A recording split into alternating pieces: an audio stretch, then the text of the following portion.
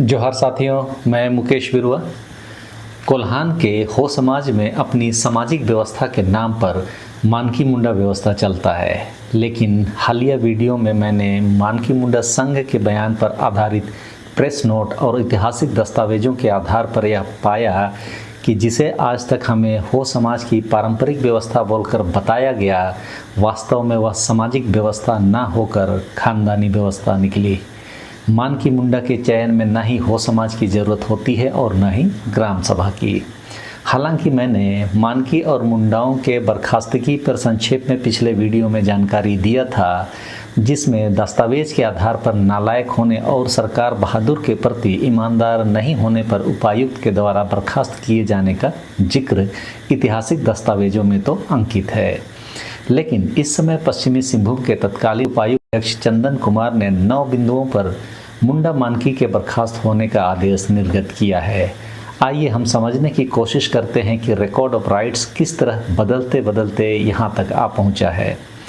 पश्चिमी सिंहभूम के उपायुक्त ने अपने एक्स के हैंडल पर यह जानकारी शेयर किया है। मुंडा मानकी के बहाली पर कई महत्वपूर्ण निर्देश जारी करते हुए बहाली प्रक्रिया को पारदर्शी बनाने की बात उपायुक्त महोदय ने किया है। हालांकि रिकॉर्ड ऑफ राइट्स सरकार बहादुर के साथ यानी सरकार के साथ मुंडा और मानकियों का एक समझौता है, तो उपायुक्त महोदय ने अपने आदेश में यह स्पष्ट किया कि उन शर्तों के खिलाफ काम करने पर मुंडा और मानकियों को बर्खास्त किया जाएगा। मामला यह था कि कोल्हान में जो भी मुंडा और मानकियों के पद खाली हैं, उन्हें जल्द से जल्द भरा जाए, ऐसा निर्देश उपायुक्त की तरफ से दिया गया था। उसी के आलोक में पश्चिमी सिंहभूम जिला दंडाधिकारी सह उपायुक्त श्री चंदन कुमार के द्वारा जिला अंतर्गत रिक्त मुंडा और मानकी के पदों पर नियुक्ति आदेश के आलोक में ग्राम सभा द्वारा चयनित और अंचल अधिकारी के अनुशंसा के आलोक में श्री गुलिया बांदा को गोइलकेरा अंचल के मौजा सोआ थाना नंबर 293 का ग्राम मुंडा, श्री शोभन चातर को जगन्नाथपुर अंचल के मौजा रिंगाड़बिड़ा थाना नंबर 500 का ग्राम मुंडा, श्री नारायण चातर को मझगांव अंचल के मौजा बेताजौरी थाना नंबर 338 का ग्रामीण मुंडा, श्री सानिका पूर्ति को बंदगांव अंचल के मौजा कुंद्रुगुटू थाना नंबर 323 का ग्राम मुंडा और श्री जुरा हेम्ब्रम को बंदगांव अंचल के मौजा खांडा थाना नंबर 309 का ग्राम मुंडा पद पर नियुक्ति का अनुमोदन इस शर्त पर दिया गया कि वे निम्नलिखित में से किसी भी कारण से उपायुक्त के द्वारा बर्खास्त किए जा सकेंगे, जिसमें पहला शर्त है कि रैयत के हित में काम नहीं करने पर, दूसरा रैयत को तकलीफ देने पर, तीसरा चाल चलन खराब होने पर, चौथा हुकूकनामा के शर्त के खिलाफ काम करने पर, पाँचवां मालगुजारी किस्त 1 साल तक जमा नहीं होने पर, छठवां अपने मौजा में वास नहीं करने पर, सातवां नालायक होने पर, आठवां मौजा में हुए घटना की जानकारी पुलिस को ना देने या सहयोग नहीं करने पर, और नौवां सरकारी पदाधिकारी को रसद व अन्य सहयोग ना करने पर। उपरोक्त के संदर्भ में बताया गया कि मानकी या मुंडा की बर्खास्तगी हेतु कोई भी सरकारी पदाधिकारी या रैयत उपायुक्त महोदय के न्यायालय में मुंडा या मानकी के खिलाफ शिकायत कर सकेगा। बर्खास्त किए जाने पर इनके किसी भी वारिस को कभी मुंडा या मानकी बहाल होने का हक नहीं होगा। आगे कहता है कि हुकूकनामा की शर्त 22 से 29 में वर्णित निर्देश के आलोक में यह आदेश निर्गत किया गया और इस आदेश की जद में पूर्व से कार्यरत मुंडा और मानकी भी आएंगे। इस आदेश को विश्लेषणात्मक तरीके से समझने के लिए यह भी समझना जरूरी है कि आदिवासियों को रैयत क्यों बनाया जा रहा है या क्यों बनाया गया। आदिवासियों को रैयत बना देने का अर्थ है कि उन्हें पारंपरिक समुदाय आधारित कृषि स्वामित्व के बजाय औपनिवेशिक या आधुनिक कृषि पट्टाधारी के रूप में कानूनी पहचान देना। वैसे ही जैसे हम लोग पहले अबोरिजिनल थे और हम लोग अब शेड्यूल्ड ट्राइब हो गए। यदि आदिवासियों को औपनिवेशिक शासन ने रैयत नहीं बनाया होता तो जल, जंगल और ज़मीन पर आदिवासी लोग अपने विरासती अधिकार का लाभ अभी भी उठा रहे होते। जल, जंगल, ज़मीन के विरासती अधिकार का मतलब है कि आदिवासियों के लिए जल, जंगल और ज़मीन विरासत है, न कि कोई संसाधन। विकास के क्रम में इन विरासतों को संसाधन बनाकर खुलेआम लूटा जा रहा है। प्राकृतिक संपत्ति जो भी है वह वास्तव में इस दुनिया के जीवों की विरासत है, उसमें आदिवासी भी आते हैं। लेकिन उसका उपभोग का फ़ायदा उठाने के लिए प्राकृतिक संपत्तियों को संसाधन के रूप में चिन्हित किया गया और औने पौने दामों पर पूंजीपतियों को सौंपा गया। प्राकृतिक संपत्तियों के संसाधन बनने से भी आदिवासियों के जल, जंगल और ज़मीन पर अधिकार छीन हुए। जल, जंगल, ज़मीन पर आदिवासियों का विरासती अधिकार उनका पारंपरिक अधिकार है, लेकिन उन्हें रैयत बनाकर कानूनी अधिकार देने का काम किया गया और जल, जंगल और ज़मीन पर आदिवासियों के अधिकार को समाप्त कर दिया गया। मतलब रैयत बनाकर कानूनी अधिकार तो दिया, लेकिन पारंपरिक अधिकार छीन लिया। और आज उसी कानून के रखवाले के रूप में सरकारें अपने समय में कानून बदल बदल कर प्राकृतिक संपदा को लूटने में लगी हुई है। पारंपरिक अधिकार के तहत जल, जंगल और ज़मीन पर आदिवासियों का विरासती अधिकार है, सामूहिक स्वामित्व का अधिकार है। जंगल, नदी, पहाड़ सब साझा उपयोग की वस्तुएं हैं। कोई भी व्यक्ति मालिक नहीं होगा, बल्कि इस प्रकृति के, इस धरती के सभी जीवों का एक समान अधिकार होगा और जब भी इसका उपयोग होगा तो सामूहिक ग्राम सभा में निर्णय लेकर होगा। जबकि रैयत के रूप में कानूनी पहचान मिलने के बाद ब्रिटिश और बाद की सरकारों ने आदिवासियों को रैयत यानी टेनेंट के रूप में वर्गीकृत किया, जिसने भूमि को व्यक्तिगत संपत्ति के रूप में बदल दिया। ऐसा करने से जल, जंगल और ज़मीन जैसे संसाधनों को सरकार की संपत्ति मान लिया गया। इसी कारण से नदियों, झरनों और तालाबों आदि पर सरकारी अधिकार होते चला गया और आज वे अपनी मर्जी से बड़े बड़े बांध बनाकर आदिवासियों को ही विस्थापित करने की योजना बनाते रहते हैं। उसी तरह फॉरेस्ट एक्ट 1865, 1878 और 1927 के तहत जंगल भी सरकारी वन बन गए। और आज हम देखते क्या है, आदिवासियों की जंगल की लकड़ी, फल, औषधि, शिकार की परंपराएं आदि अवैध घोषित कर दी गई।